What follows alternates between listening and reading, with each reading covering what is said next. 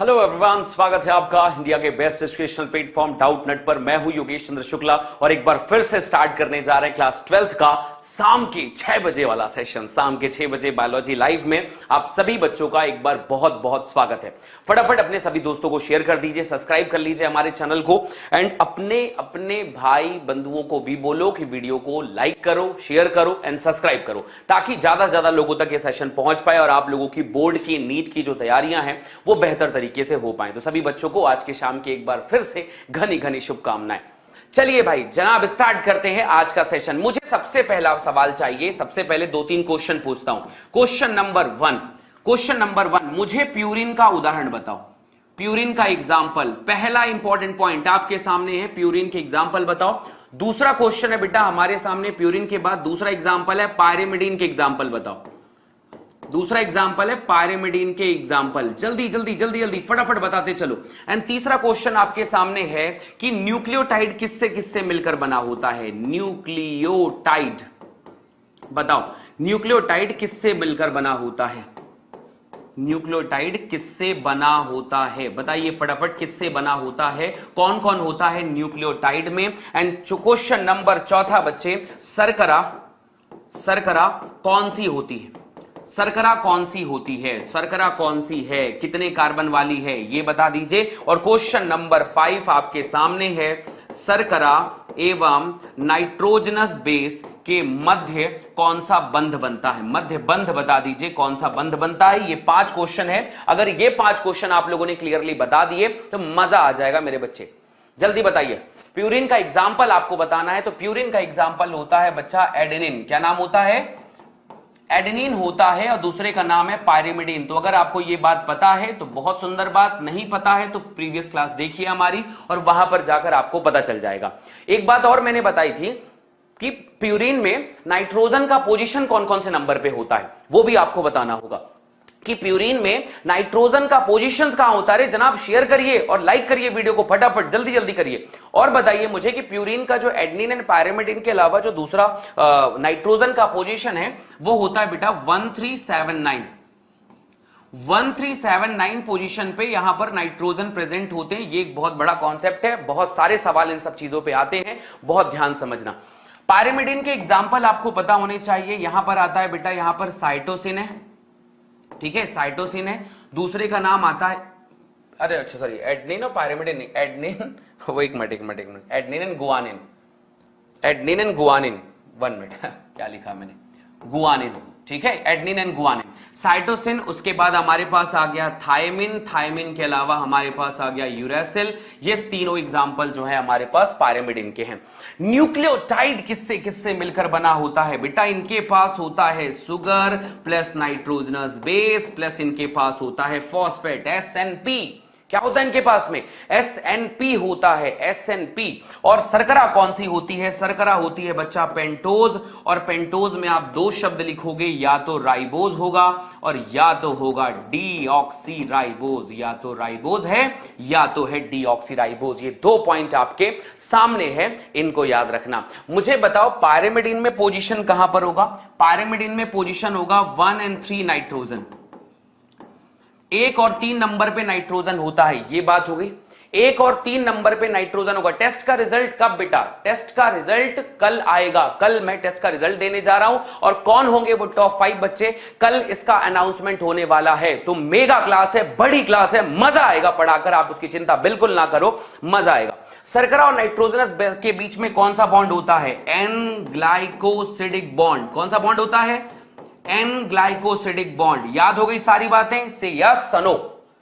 Comment section में एक बार प्यारा सा रोर, फटाफट एक बार हार्ट भेजकर बता दो कि सर ये 5 क्वेश्चन मैंने कल पढ़ाए थे। सैटरडे को मैंने ये 5 पॉइंट पढ़ाए थे और इन 5 पॉइंट पे क्वेश्चन पूछा है। अगर बच्चे बना ले रहे हैं मतलब एग्जाम में भी बना लोगे, मतलब आपने पढ़ा है, मतलब आपने समझ लिया है, इसलिए सारी कहानियां क्लियर हैं। तो कमेंट सेक्शन पे हार्ट भेजकर एक बार सब फटाफट स्टार्ट करें। वीडियो को जिन्होंने लाइक नहीं किया है वो लाइक कर लेंगे और जिन्होंने सब्सक्राइब नहीं किया है सब्सक्राइब कर लेंगे। उसके बाद आगे स्टार्ट करते हैं आज का एक जबरदस्त सेशन। स्टार्ट कर दें एन ग्लाइकोसिडिक बॉन्ड। बढ़िया।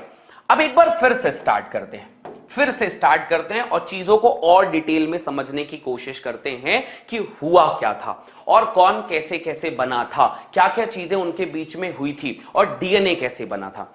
तो अगर मैं तुम्हें एक पॉइंट पे बताऊं कि बेटा हमारे पास क्या था, हमारे पास स्ट्रक्चर था सुगर, हमारे पास स्ट्रक्चर था सुगर, मैं सुगर को बना देता हूं और ये सुगर है।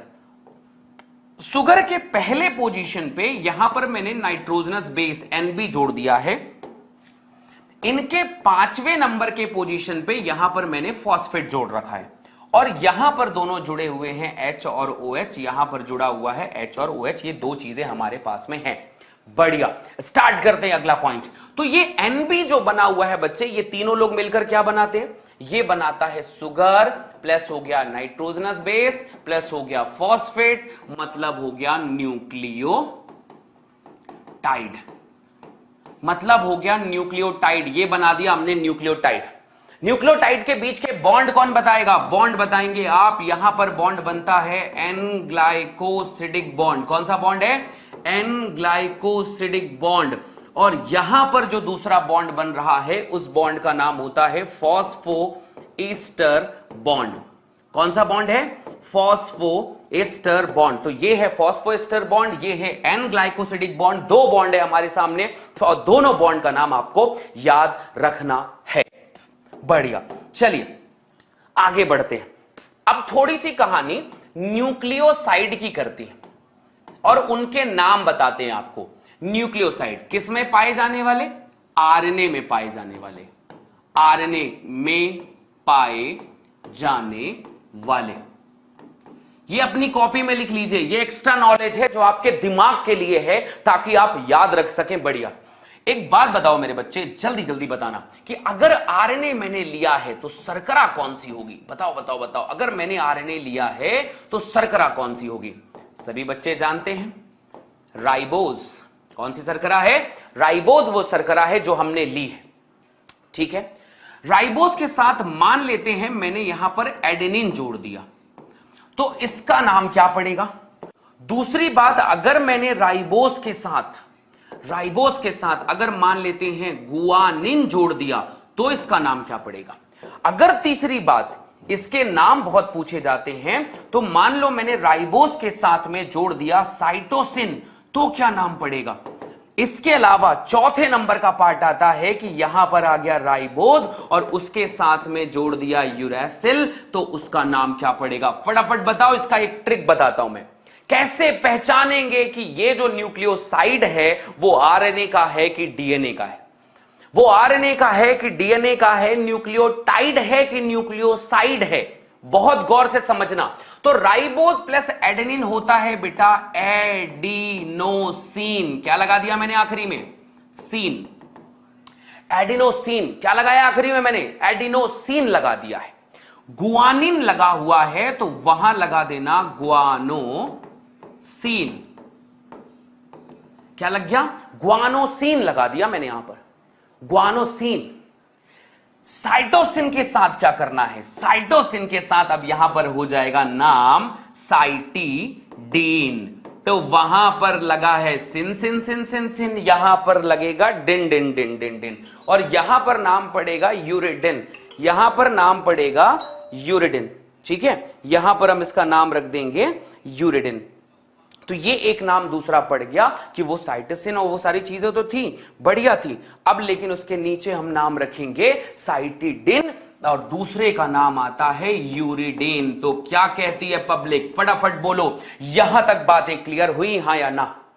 अगर कोई प्यूरिन है, एडेनिन और गुआनिन, ये भी प्यूरिन है, ये भी प्यूरिन है, तो इसके आखिरी में मैंने क्या लगाया है, सिन लगाया है, सिन सिन सिन। आखिरी में अगर सिन लगा हुआ है तो वो प्यूरिन है। साइटोसिन भी पायरिमिडीन है, ये भी पायरिमिडीन है, तो इनके आखिरी में लगाया है बच्चे डिन। तो सिन और डिन, सिन और डिन, ये है कॉन्सेप्ट इस कहानी का। आप इसे ऐसे ही जानेंगे कि यूरिडीन क्या है, न्यूक्लियोसाइड है, साइड साइड साइड है, ये क्या है, न्यूक्लियोसाइड है, ये न्यूक्लियोसाइड है, ये समझ रहे हैं बात को। ये हो गई हमारा शर्करा वाली कहानी, ये हो गई आरएनए वाली कहानी। ठीक है यार, आरएनए वाली कहानी क्लियर हो गई। अगली कहानी पे पहुंचते हैं। अब हम यही चीज बना देते हैं डीएनए के न्यूक्लियोटाइड। अब हम किसकी बात कर रहे हैं? डीएनए के न्यूक्लियोसाइड की बात करते हैं कि डीएनए में क्या पाया जाएगा। क्या डीएनए में कुछ बदलेगा? हां जी, बहुत कुछ बदल जाएगा, बहुत कुछ बदल जाएगा। क्या बदलेगा? शर्करा बदल गई, और अब की शर्करा कौन सी है? डीऑक्सीराइबोज। कौन सी शर्करा है? डीऑक्सीराइबोज है। ठीक, डीऑक्सीराइबोज को मैंने जोड़ा एडेनिन के साथ, मैंने जोड़ा एडेनिन के साथ जोड़ दिया। उसी तरह दूसरा नाम आ गया, यहां पर भी वही जोड़ा, डीऑक्सीराइबोज जोड़ना है। नाम बताना, सोचो फटाफट कि क्या नाम रखेगा जाएगा इसका। डीऑक्सीराइबोज है और यहां पर हमने जोड़ दिया ग्वानिन। ग्वानिन तीसरे नंबर पे आ गया। फिर हमारे पास डीऑक्सीराइबोज ही होगा, फिर हमारे पास डीऑक्सीराइबोज ही होगा, और डीऑक्सीराइबोज जो होगा उसके साथ में हमने जोड़ना है साइटोसिन।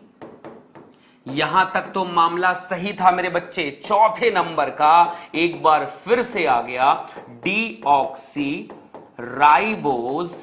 डीऑक्सीराइबोज यहां पर होगा और साथ ही साथ में यहां पर होगा थाइमीन। क्या कोई नाम बताएगा इनके कि कैसे पहचानेंगे कि वो डीएनए का है कि आरएनए का है? कैसे पहचानेंगे कि डीएनए का है कि आरएनए का है? तो आप ये कहेंगे डीऑक्सी, बस यही लगा देना सामने में, डीऑक्सी ग्वानोसिन, एडेनिन ना, सॉरी, डीऑक्सी एडिनिन, बस रहेगा वैसा ही, नॉट एडिनिन, एडिनोसिन। एडिनोसिन, सीन लगाना है, सीन सीन सीन सीन सीन। उसके बाद ग्वानिन है ना, तो फिर इसके आगे लगा देना है डीऑक्सी। याद रख लो मेरे बच्चे, बड़ा दिमाग खराब होगा तुम्हें। Deoxy guanosine. सभी लोग तुम्हें रटने के लिए कहेंगे, इसे स्कूल में कहा जाएगा कि रट लो इसे, तुम कहना नहीं नहीं नहीं, मैं समझ के आया हूं, मैं समझ के आया हूं। डीऑक्सी ग्वानोसिन, डीऑक्सी ग्वानोसिन हो गया। अब मुझे बताओ डीऑक्सीराइबोज साइटोसिन का क्या नाम होगा? सारे बच्चों को बताओ इनमें से क्या नाम होगा। डीऑक्सीराइबोज प्लस साइटोसिन, इन लोगों ने मिलकर जो न्यूक्लियोसाइड बनाया है उसका नाम बताओ। न्यूक्लियोसाइड बनाया है उसका नाम बताओ। जल्दी जल्दी जल्दी, मुझे टाइम नहीं लगना चाहिए आपको। डीऑक्सीराइबोज के साथ जुड़ेगा तो इसका नाम पड़ेगा डीऑक्सी साइटिडीन। साइटिडीन, डीन रहना चाहिए आखिरी में। क्या रहना चाहिए आखिरी में? डीन रहना चाहिए। साइटिडीन, क्या बात है सृष्टि, बहुत बढ़िया। इसके बाद अगला नाम आ जाएगा डीऑक्सी, और डीऑक्सी के साथ यहां पर आ जाएगा बच्चा थाइमिडीन। थाइमिडीन। तो ये हो गई बात हमारे डीएनए और आरएनए के न्यूक्लियोसाइड की।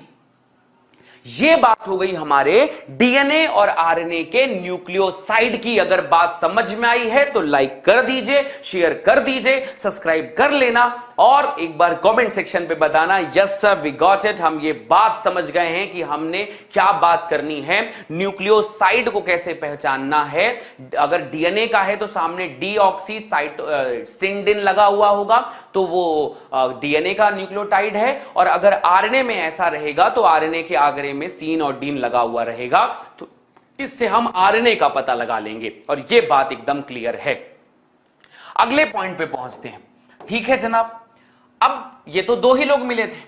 अब यहां पर मान लेते हैं कि इस शुगर के साथ में नाइट्रोजनस बेस भी था, और अब आ गया फॉस्फेट भी, अब आ गया फॉस्फेट भी। तो ये लोग मिलकर क्या बना दिए इन्होंने? न्यूक्लियोटाइड। इसको जितनी बार याद कर सकते हो उतनी बार याद करो। अपना नाम भूल जाओ लेकिन इसके नाम को याद कर लो, इसके नाम को याद कर लो। ये तुम्हें नहीं भूलना चाहिए कि यार न्यूक्लियोटाइड जो है, टाइड में एक नई चीज आती है फॉस्फेट। अच्छा, एक और जबरदस्त क्वेश्चन पूछा जाता है कि भैया ये जो न्यूक्लियोसाइड है और टाइड है, एक और चीज पूछी जाती है, जैसे न्यूक्लियोटाइड है और साइड है, साइड हमेशा याद रखना क्षारीय प्रकृति का होता है। कैसा होता है बेटा? क्षारीय होता है। एक बहुत बड़ा सवाल है कि बताओ यार ये हमारा जो है न्यूक्लियोसाइड वो क्षारीय होता है, लेकिन कह देगा न्यूक्लियोटाइड, तो न्यूक्लियोटाइड कह देना भैया फॉस्फेट की वजह से, फॉस्फेट के कारण। और फॉस्फेट में कौन होता है? H3PO4, फॉस्फोरिक अम्ल। ठीक है, फॉस्फेट के कारण अम्लीय होता है। यह भी सवाल बताइए कि भैया कौन अम्लीय है और कौन क्षारीय है? न्यूक्लियोसाइड जो है क्षारीय है, न्यूक्लियोसाइड जो है वो क्षारीय है, और न्यूक्लियोटाइड जो है वो अम्लीय होता है। ठीक है, आगे बढ़ते हैं। इतना जान लिया हमने, तो अगली कहानी पे पहुंचते हैं। आरएनए के न्यूक्लियोटाइड, न्यूक्लियोसाइड, आरएनए के न्यूक्लियोसाइड। आ जाओ आ जाओ आ जाओ, फटाफट फटाफट देखो यहां पर फॉस्फेट के कारण यहां पर जो है ये अम्लीय हो जाता है। न्यूक्लियोटाइड जो है वो अम्लीय, H3PO4 ये है बच्चा फॉस्फोरिक अम्ल। आप लोग कहेंगे फॉस्फेट के कारण तो क्षारीय होना चाहिए था, पर फॉस्फेट नहीं आता, फॉस्फोरिक अम्ल आता है। तो फॉस्फोरिक अम्ल की वजह से वो अम्लीय प्रवृत्ति का हो जाता है, अम्लीय प्रवृत्ति का हो जाता है। समझ गए बात को? अरे हां ना, बढ़िया। आगे बात करते हैं। सो आरएनए का जो न्यूक्लियोटाइड है यहां पर, उसमें कौन कौन होगा? तो आरएनए के सबसे पहला हो गया सरकरा। सरकरा में कौन जी? राइबोज। राइबोज के साथ कौन आ गया? राइबोज के साथ में मान लेते हैं क्या बोलते हैं, हमारे पास फॉस्फेट है, फॉस्फेट। और फॉस्फेट के साथ साथ में मान लेते हैं यहां पर एडेनिन है, एडेनिन को जोड़ा है हमने। एडेनिन और राइबोज मिलकर एडिनोसिन बनाते हैं। यहां पर इसका नाम हो जाता है बेटा एडिनाइलिक। क्या बोला मैंने? एडिनाइलिक अम्ल। अब उसके नाम के आखिरी में अम्ल हो जाएगा, और वो भी नाइलिक अम्ल। कौन सा अम्ल होगा मेरे बच्चे? नाइलिक। अगर नाइलिक अम्ल लिखा हुआ है, नाइलिक एसिड लिखा हुआ है, इसका मतलब है कि वो प्यूरिन है।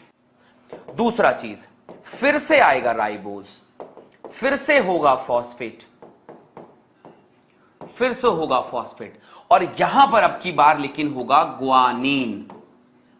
ग्वानीन को जैसे ही जोड़ा मैंने तो उसका नाम क्या पड़ जाएगा? ग्वानीनाइलिक, ग्वानाइलिक एसिड। क्या नाम पड़ेगा? ग्वानाइलिक अम्ल, ग्वानाइलिक अम्ल। तो ये हो गया ग्वानाइलिक अम्ल। ठीक है, अगले पॉइंट पे आते हैं। सबका नाम सोच के रखना, राइबोज है। अब आ गया फॉस्फेट, और फॉस्फेट के साथ में आ गया मान लेते हैं साइटोसिन। तो इसका नाम पड़ेगा साइटिडिलिक। क्या नाम बोला? साइटिडिलिक अम्ल। तो आखिरी में डिलिक और नाइलिक, यहां पर नाइलिक है और यहां पर डिलिक है। तो अगर डिलिक लिखा हुआ रहे तो समझना PY यानी पायरिमिडिन है, और नाइलिक लिखा रहे मतलब प्यूरिन है। नाइलिक लिखा रहे मतलब प्यूरिन है, और डाइलिक लिखा रहे मतलब याद रखना साइटिडिलिक लिखा हुआ रहे तो वो याद रखने का है कि हमारे पास में पायरिमिडिन है। सबसे आखिरी में सबसे जबरदस्त राइबोज है, उसके अलावा फॉस्फेट है, फॉस्फेट के साथ साथ में हमारे पास यूरेसिल है। यूरेसिल भी क्या है बच्चा? पायरिमिडिन है। और उसके आगे हम जाकर देखें तो उसका नाम हो जाता है यूरिडिलिक अम्ल। ये कौन सा अम्ल है? यूरिडिलिक अम्ल है, ये यूरिडिलिक एसिड है। यूरिडिलिक, डायलिक यहां पर भी आ रहा है, डायलिक नाइलिक, डायलिक नाइलिक, डायलिक नाइलिक, वही बातें बनना चाहिए, यहां पर याद रखने का है। क्या कहती है पब्लिक? से यस नो, फटाफट बोलो। समझ में आई बातें? आज के बाद डायलिक, नाइलिक और न्यूक्लियोटाइड, न्यूक्लियोसाइड, इन सब चीजों में कंफ्यूजन तो ना होला। जल्दी बताओ मेरा क्या मिस्टर? एडिनाइलिक, ग्वानाइलिक, साइटिडिलिक, यूरिडिलिक, एकदम सही है, एकदम सही है। आरएनए के न्यूक्लियोटाइड बता रहे हैं तो एकदम सही है, कोई दिक्कत नहीं कहीं पे भी। अरे कह दो हाँ ना, बढ़िया,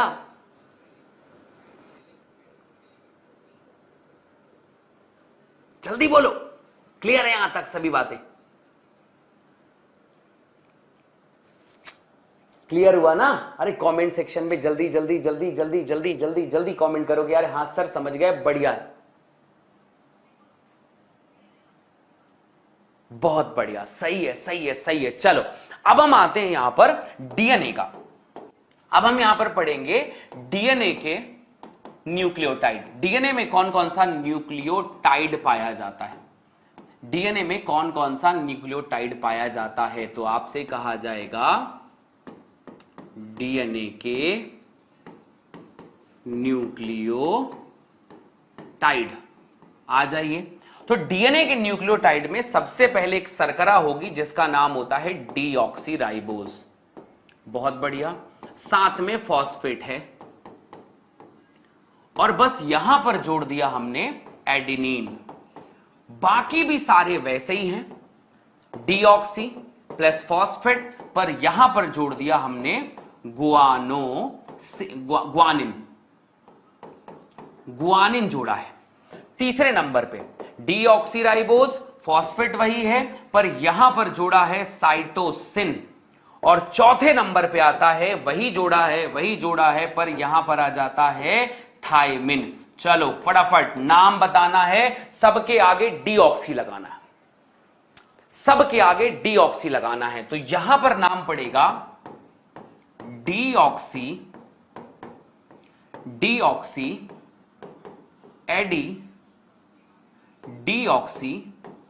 एडिनाइलिक अम्ल।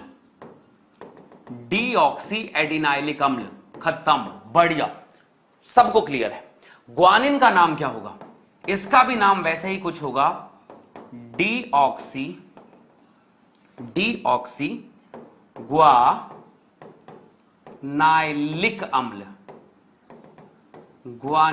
अम्ल, यह नाम पड़ेगा।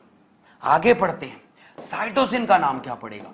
साइटोसिन का नाम पड़ेगा डीऑक्सी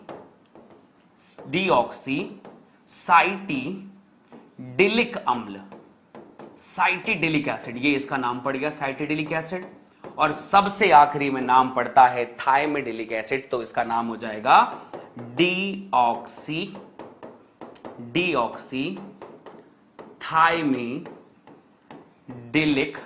अम्ल। तो यहां पर अब कह दो सबसे कि भैया मैं इस चीज को रटने वाला नहीं हूं, इनके ऊपर क्वेश्चन आता है मैं छोड़ूंगा नहीं। देखो मैं बताता हूं, तुम लोगों को कभी कुछ परेशानी नहीं होगी, तुम्हारे सिलेबस का पार्ट भी ये सब नहीं है, लेकिन तुम्हें क्वेश्चन पूछा जाएगा। 5 ऑप्शन दिए जाएंगे, एक जगह लिखा रहेगा साइटोसिन, एक जगह लिखा रहेगा ग्वानोसिन, एक जगह लिखा रहेगा कुछ और कुछ, और तुम्हें कहेगा कि इनमें से खोजो कि कौन नाइट्रोजनस बेस है, कौन इनमें से क्या बोलते हैं न्यूक्लियोटाइड है, कौन इनमें से न्यूक्लियोसाइड है।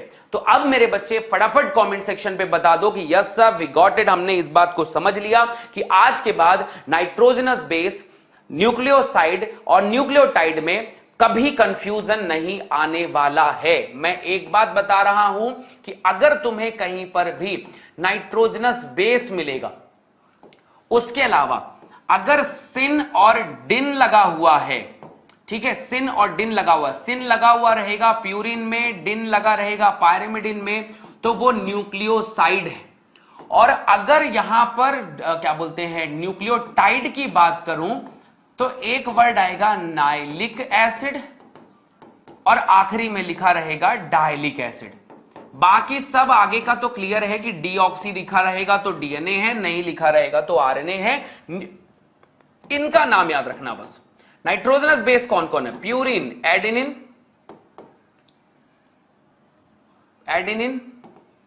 याद रखना एडेनिन और एडिनोसिन में फर्क है, गुआनिन और गुआनोसिन में फर्क है, एनसाइटोसिन और दूसरा नाम आ गया थायमिन, इसके आखिरी में सिन लगा रहता है, तो इसको कंफ्यूज मत होना। बहुत बच्चे इसी को लेकर कंफ्यूज जाते हैं कि अच्छा सिन लगा हुआ है, पक्का ये तो साइड है, ये तो न्यूक्लियोसाइड है, ये तो न्यूक्लियोसाइड है, ये बड़ा दिमाग खराब हो जाता है। तो याद रखना साइटोसिन जो है वो नाइट्रोजनस बेस है। ये फ्लो चार्ट आपके सामने है मेरा बच्चा, आपको इन चीजों को ध्यान पे रखना है। इस तरीके से आप चीजों को समझोगे तब आपको समझ में आएगा कि भाई हमारा डीएनए, आरएनए, इनको बनाने वाले मटेरियल कौन है, कहां से आए हैं, कैसे कैसे बने, सारी चीजें फिर इसके बाद क्लियर हो जाएगी।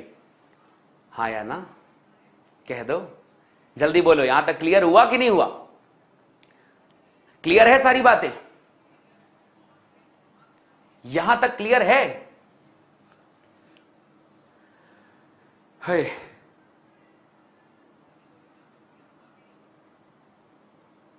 ठीक है, चलो चलो चलो बढ़िया, आगे बढ़ते हैं बच्चे। अब हम यहां से पढ़ेंगे कि थोड़ा सा डीएनए वगैरह के बारे में जानते हैं कि ठीक है यार ये सब तो हमने समझ लिया, आरएनए ये स्ट्रक्चर है, तो अब हम जानते हैं कि डीएनए आरएनए है क्या। मैंने पहले ही समझाया था कि डीएनए और आरएनए जो है पॉलीन्यूक्लियोटाइड की श्रृंखला है। क्या है बेटा? ये पॉलीन्यूक्लियोटाइड की श्रृंखला है। आओ इनकी श्रृंखलाओं को बनाते हैं, आओ इनकी श्रृंखलाओं को बनाते हैं और ये श्रृंखला कैसे बनती है इसको जानने की कोशिश करते हैं कि ये श्रृंखला आखिर में बनती कैसे है। पॉलीन्यूक्लियोटाइड की ये जो श्रृंखला है वो बनती कैसे है, इसके पीछे क्या संबंध है। देखो यहां पर ये हमारा एक सुगर है, गौर करना मेरी बात को, ये हमारा एक सुगर है। फर्स्ट नंबर पोजीशन पे यहां पर नाइट्रोजनस बेस है, इसके इस पोजीशन पे यहां पर फॉस्फेट है और इसके नीचे की तरफ में यहां पर H है, यहां पर मान लो OH है और इधर H है और इधर H है, मान लो हम डीएनए बना रहे हैं। ये पहला स्ट्रक्चर हो गया, ये पहला स्ट्रक्चर है। दूसरा स्ट्रक्चर इसके जस्ट नीचे बना दो, यहां पर ये भी एक सुगर है। सुगर के पहले पोजीशन पे नाइट्रोजनस बेस जोड़ दो, मान लो तुमने ग्वानिन जोड़ा है और यहां पर एडेनिन जोड़ा है और इधर पे जोड़ा है फॉस्फेट समूह। शॉर्टकट बताऊंगा, इतना लंबा नहीं कि आप लोगों को याद ही ना हो पाए, ज्यादा डिटेल की कोई जरूरत नहीं है, केमिस्ट्री नहीं पढ़ रहे हम लोग यहां पर, बस मेन चीज पे ध्यान देना जिस पे मैं फोकस करवाने चाह रहा हूं। तो ये एक न्यूक्लियोटाइड है, ये एक न्यूक्लियोटाइड है और ये दूसरा न्यूक्लियोटाइड है। आपको उनके बीच में सारे बॉन्ड दिखाई दे रहे होंगे, अगर गौर है तो देखिए यहां पर कि पहले नंबर के पोजीशन पे नाइट्रोजनस बेस है, पांचवें नंबर के पोजीशन पे फॉस्फेट है, चौथे नंबर पे कुछ नहीं है, तीसरा नंबर ये है, दूसरे नंबर पे H है मतलब ये डीएनए बनाए, सेकेंड नंबर पे H है मतलब ये डीएनए बनाएगा। ये यहां पर पहला पोजीशन, यहां पर दूसरा पोजीशन, तीसरा पोजीशन, चौथा पोजीशन और पांचवा पोजीशन। पांचवें नंबर पे है फॉस्फेट, क्या है? पांचवें नंबर पे क्या है? फॉस्फेट है। मुझे फटाफट बताना यहां पर कि फॉस्फेट यहां से जाकर तीसरे नंबर से भी जाकर जुड़ जाता है। यहां पर बनाया था बच्चे फॉस्फे एस्टर बॉन्ड, कौन सा एस्टर था? Phospho ester. इधर भी जो बना था वो भी बना था फॉस्फो एस्टर, और दोनों मिलाकर जब बनते हैं तो दोनों मिलाकर बनते हैं बच्चा फॉस्फो डाई एस्टर बॉन्ड। तो आपसे पूछा जाएगा न्यूक्लियोटाइड दूसरे न्यूक्लियोटाइड से कौन सा बॉन्ड बनाया? तो न्यूक्लियोटाइड दूसरे न्यूक्लियोटाइड से मिलकर बॉन्ड बना रहा है, कौन सा वाला? Phospho di ester bond. तो अभी तक बन रहा था फॉस्फो। बहुत सारे बच्चे कहते हैं सर एस्टर और डाई एस्टर में कंफ्यूजन होता है, एस्टर और डाई एस्टर में बड़ा कंफ्यूजन होता है। तो न्यूक्लियोटाइड अपने वाले से, न्यूक्लियोटाइड अपने वाले फॉस्फेट से एस्टर से बनाया, दूसरे वाले से भी एस्टर बनाया, तो दो ठो एस्टर बन गए। कितने एस्टर बने? दो एस्टर बन गए, तो इसका नाम रख दिया गया फॉस्फो डाई एस्टर बॉन्ड। क्या कहती है? फॉस्फो डाई एस्टर बॉन्ड होगा और फॉस्फो डाई एस्टर बॉन्ड एक न्यूक्लियोटाइड को दूसरे न्यूक्लियोटाइड से जोड़ देता है। गौर करने की बात एक और है, गौर करने की बात एक और है, यहां पर एक बात और गौर करना कि यहां पर एडेनिन है, ये हमेशा ग्वानोसिन से बॉन्ड बनाएगा और थायमिन से बॉन्ड बनाएगा, और ग्वानोसिन हमेशा जो है वो साइटोसिन से बॉन्ड बनाता है। बॉन्ड की भी प्रकृति है, बॉन्ड भी अपने हिसाब से ही बनते हैं। तो आइए इन बॉन्ड की प्रकृति को देख। अच्छा एक बात देखो, ये मान लो डीएनए, ये मान लो डीएनए है, फिर से बनाते हैं, सुगर फॉस्फेट नाइट्रोजनस बेस, ठीक, ये एक हो गया। दूसरे को बनाओ, सुगर नाइट्रोजनस बेस फॉस्फेट, और इनके बीच में बॉन्ड बन गया। फिर तीसरा आया, sugar nitrogenous base phosphate phosphate. चौथा आया, सुगर नाइट्रोजनस बेस फॉस्फेट और फॉस्फेट। कुछ दिख रहा है? यह है न्यूक्लियोटाइड की श्रृंखला। ये तीनों मिलकर एक न्यूक्लियोटाइड, ये दूसरा न्यूक्लियोटाइड, ये तीसरा न्यूक्लियोटाइड, ये चौथा न्यूक्लियोटाइड, इस तरह से श्रृंखला बनती है। और एक बहुत गजब की बात यह होती है कि ये सुगर के 5वें पोजीशन पे था, तो इसलिए इसे 5' मानते हैं। यह शर्करा के 5वें पोजीशन पे ही फॉस्फेट जुड़ता है, यह बात पता है कि नहीं? शर्करा के पहले पोजीशन पे आकर जुड़ता है नाइट्रोजनस बेस और 5वें पोजीशन पे जाकर जुड़ता है फॉस्फेट। यह बात सारे बच्चे एक बार याद कर लो, एकदम याद कर लो, इस बात को दोबारा पढ़ने की जरूरत ना पड़े कि सुगर के 5वें पोजीशन पे फॉस्फेट जुड़ता है। 5-3 5-3 5-3 करते हुए इसका तीसरा पॉइंट खाली है। तो ये डीएनए की कौन सी लड़ी है बच्चा? 5' to 3'। ये लड़ी है 5' to 3', ये जुड़ती है। अब मान लो, शॉर्टकट बताता हूं, nitrogenous base just like adenine था। मान लो ये जो नाइट्रोजनस बेस हमने बनाया है, इनको मिटाकर मान लो मैंने यहां पर मान लिया कि ये जो है एडेनिन है, ये एडेनिन है, ये वाला गुआनिन है, ये वाला साइटोसिन है और ये वाला थायमिन है। मान लो ये लोग किससे जाकर जुड़ेंगे? अगर ये एडेनिन है तो डबल बॉन्ड बनाएगा थायमिन के साथ, और थायमिन का आगे जाकर होगा सुगर, और सुगर के नीचे होगा यहां पर फॉस्फेट। बढ़िया। अगर ये ग्वानोसिन है, अगर ये ग्वानोसिन है तो ये याद रखना, ये थायमिन लिख लेना, ऐसा ये रहेगा। और अगर ये ग्वानोसिन है तो जाकर ट्रिपल बॉन्ड बनाएगा साइटोसिन से, और ये होगा सुगर, ऊपर फॉस्फेट, नीचे एक और फॉस्फेट होगा। अगर साइटोसिन है तो ग्वानोसिन से ट्रिपल बॉन्ड बनाएगा, यहां पर सुगर होगा और यहां पर फॉस्फेट, यहां पर फॉस्फेट होगा। अगर ये थायमिन है, अगर ये थायमिन है तो डबल बॉन्ड बनाएगा एडेनिन से, यहां पर सुगर होगा, ऊपर होगा फॉस्फेट, इधर भी फॉस्फेट होगा। इस पोजीशन को आप 3' पोजीशन कहेंगे, इस पोजीशन को आप 5' कहेंगे, इसे आप कहेंगे हिस्से का 3 to 5 डायरेक्शन, इसे आप कहेंगे हिस्से का 3 to 5 डायरेक्शन। तो एक बात और क्लियर हो गई बेटा कि एडेनिन हमेशा डबल हाइड्रोजन बॉन्ड से, हाइड्रोजन बॉन्ड से किससे जुड़ा है? थायमिन से। किससे बेटा? थायमिन से। और साइटोसिन, साइटोसिन गुआनोसिन से, गुआनोसिन से या गुआनिन से, जिसको अपन कहते हैं गुआनिन से। किससे? गुआनिन से ट्रिपल हाइड्रोजन बॉन्ड। कितना हाइड्रोजन बॉन्ड है बेटा?